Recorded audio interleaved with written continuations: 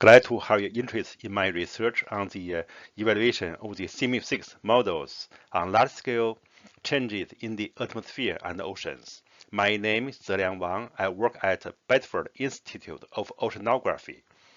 This poster is about the evaluation of the CMIP6 models for the air temperature, sea level pressure, and the sea surface temperature for the North Atlantic and North Pacific Oceans. I think this is the SST that is connection with this conference. This study is on the large-scale events represented by the EOF modes. Firstly, let's look at the EOF modes for the sea level pressure. And the sea level pressure from NSAP is used for the comparison. These are the EOF1s and EOF2s from the NSAP at the top corners and others for the 22 CMIP6 models. It's clear that CMIP6 models can capture the special patterns of the sea level pressure of the NSAP. I also look into the PCs of the NSAP to see what they represent. They are shown here in this line plot. The PC1 of the NSAP is consistent with the North Pacific Oscillation, and the PC2 correlates well with both the North Atlantic Oscillation and also the Arctic Oscillation. Now let's look at the air temperature for the Northern Hemisphere. These are the EOF1s and EOF2s. Again, the air temperature from NSAP is used for comparison. Top left corners are the EOF1 and EOF2 of the NSAP. Clearly, the EOF1s from NSAP and CMIP6 models all have generally warming pattern, and the patterns of the NSAP EOF2 are with a warming patch over the North American continent and over the Eurasian continent. Warming or cooling patches over ocean are generally much weaker than those of the land area, and clearly many models fail to capture these features. The EOF1s of the CMIP6 models show clear difference with the NSAP EOF1. As to the PCs of the air temperature of the NSAP and the PC1 of the NSAP is consistent with the Northern Hemisphere land-ocean surface temperature index, and the PC2 is negatively correlated with the NAO and AO. In this work, I wanted to investigate the performance of the CMIP6 models, and we used the correlation coefficient between the CMIP6 PCs and NSAP PCs. These coefficients are normalized by standard deviation of the 22 CMIP6 models PC1, PC2, and the normalized coefficients are treated as model performance scores. These scores are ranked to present model skills. I need to mention that the coefficients for the sea level pressure are generally low, so you can see the scores are low and some even negative. However, for the air temperature, the PC1s of all relatively high correlation coefficients, and there are PC2s with low coefficients. We can recall that the pattern of the sea level pressure from CMIP6 models are mostly consistent with the NSAP one, but their PCs are not in agreement with the NSAP ones. On the contrary, their air temperature patterns are quite different from the NSAP ones, particularly the EOF2. But the CMIP6 PC1s have high correlation with the NSAP PC1 and not the PC2s.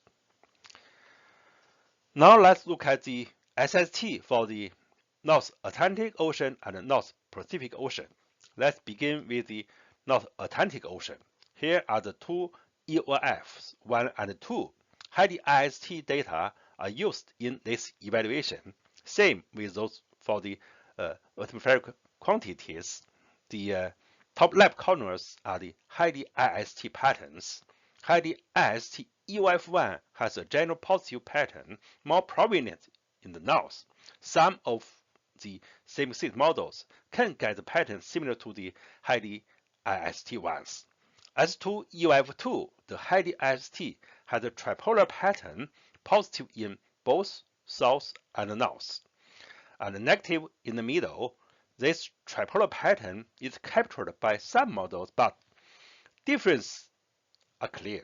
As to the high IST-PCs, it's clear that high IST-PC1 is for the AMO, the Atlantic multi-decadal oscillation, and the PC2 has a negative correlation with AO and NAO. Using the same approach to score these models, here we show the model scores. The general warming of the Atlantic Ocean reflected by the AMO can mostly captured by these models, but the NO mode is mostly misrepresented by these models. How about the North Pacific Ocean? I also carried out EOF analysis for this ocean, following the same procedure for the North Atlantic Ocean. But what I found is that the EOF1 of the high IST is shown in the majority of the EOF2s of the CMIP6 models, and the EOF2 of the high IST is shown in the EOF1s of the CMIP6 models, and the high IST EOF1 shows a classic PDO pattern, Pacific decadal pattern, negative in the west and positive in the east. The EOF2 of the high IST has a general warming pattern over the whole ocean, and we found actually the PC1 of the high IST is consistent with PDO, and its PC2 is mostly consistent with the Northern Hemisphere land ocean surface temperature index, a general warming tendency. Here are the model scores using the method I mentioned before, and the warming signal is mostly captured by these modes. However, the PDO cannot be well represented by these models. Okay, so summary. Our analysis of the NSAP sea level pressure and 2-meter air temperature data show that the NPO and AO or NAO can be represented by PC1 and PC2 of the sea level pressure respectively, and the air temperature PC1 is closely linked with the Northern Hemisphere land ocean surface temperature index, while its PC2 is related with the AO-NAO events. The analysis of sea level pressure from the CMIP6 models clearly shows that this model cannot capture the temperature variation of the sea level pressure indicated by NPO or AO or NAO, which are the dominant atmospheric events over the North Pacific, Arctic, and North Atlantic, respectively, though the EOF1 and the EOF patterns from these models are consistent with those from NSAP in general. Unlike the sea level pressure PCs, the majority of the air temperature PC1s of the CMIP6 model will represent the PC1 of the NSAP air temperature, though their PCs fail in representing the NSAP air temperature PC2. This is expected, since the air temperature PC2 is related to the sea level pressure PC2, AO or NAO. The AMO, which is represented by the PC1 of the high IST data for the North Atlantic Ocean, and the SST variation represented by in high IST PC1 are well captured by the PC1s of the CMIP6 models. And PDO is the dominant SST event in the North Pacific Ocean, which is seen in the PC1 of the high IST dataset.